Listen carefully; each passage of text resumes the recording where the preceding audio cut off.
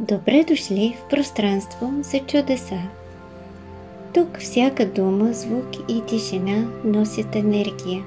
Енергия, която лекува, трансформира и връща съзнанието към неговия божествен източник.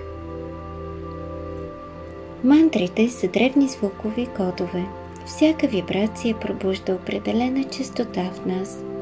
Изобилие, любов, яснота, тишина.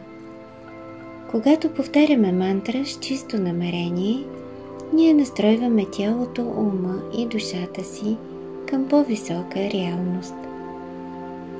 Днес ще се потопим в една свещена мантра, посветена на богинята Лакшми, божественият източник на изобилие, красота и благоденствие.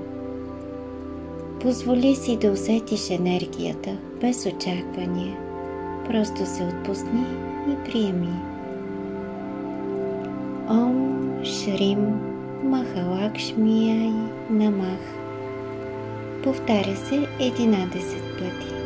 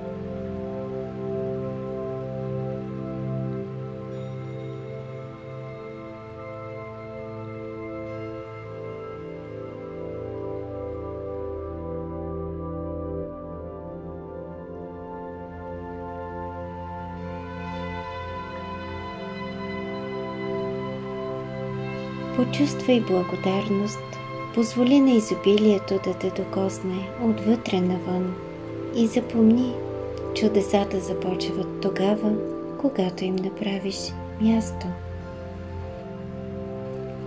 Ако мантрата те е докоснала, сподели това пространство с други. Абонирай се за канала и остани с нас в пространство за чудеса.